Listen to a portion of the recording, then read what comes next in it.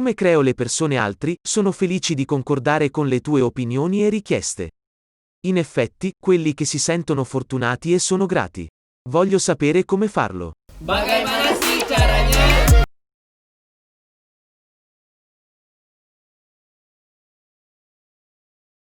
È un modo magico di creare desideri nella propria mente. Un desiderio. In modo che vogliano darti quello che vuoi. È un'arte di creare obblighi nella propria mente. Quello che vuoi dovrebbe essere, e dovrebbero esserlo anche loro a provarlo. Chiedi più di quanto ti aspetti e desideri, c'erano molti modi che potevano essere usati, per i conquistatori, per creare obblighi, nella propria mente. L'unico modo è chiedere di più di quello che ti aspetti.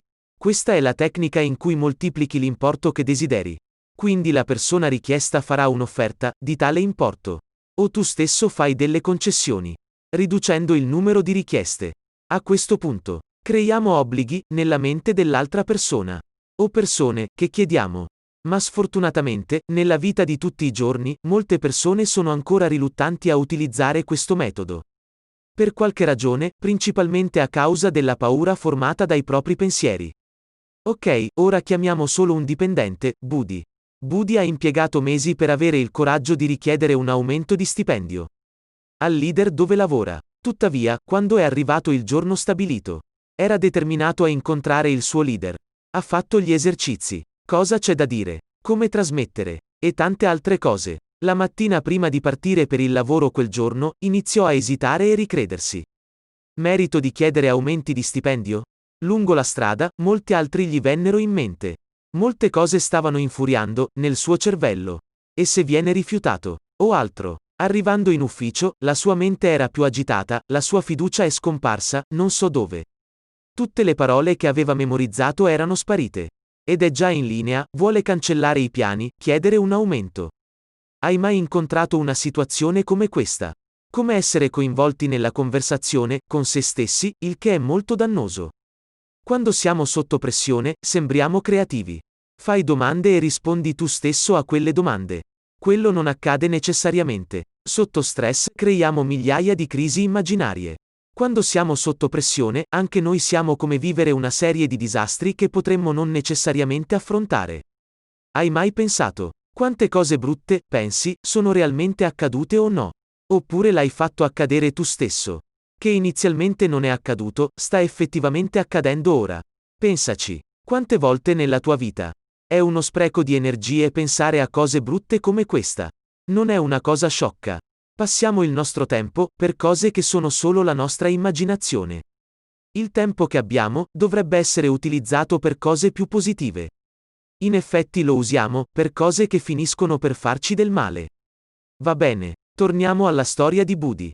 Se davvero Budi è sicuro, già merita un aumento. Perché dovrebbe aver paura? Con l'eccezione, questo è stato fatto troppe volte. E non è conforme alle circostanze e alle sue prestazioni.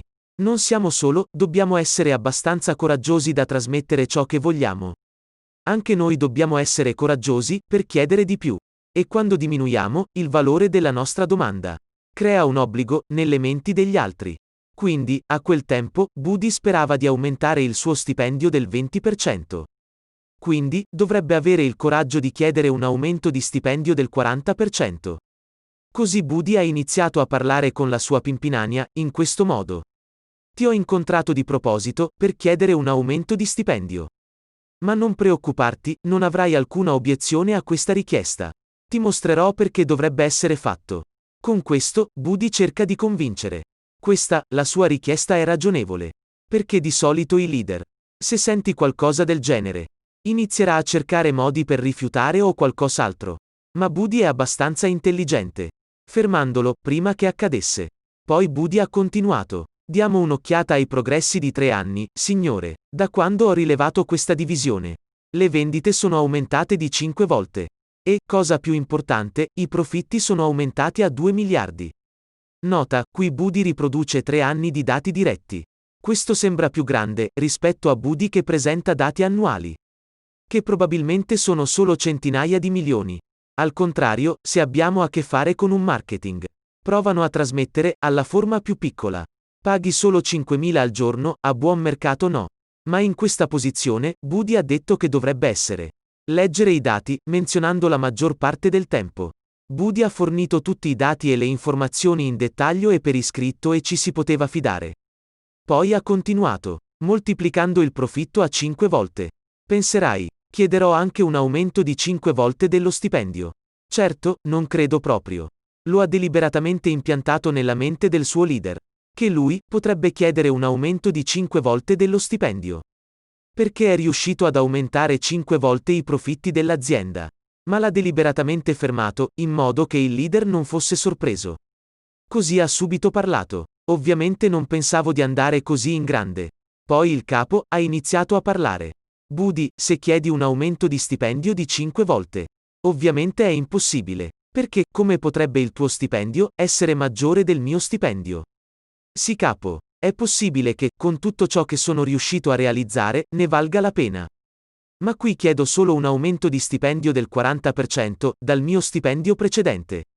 E per il regolare svolgimento delle mie mansioni sul campo ho anche fatto domanda per un'auto nuovo servizio. Qui era migliorato più di quanto si aspettasse. Vale a dire, un aumento di stipendio del 20%.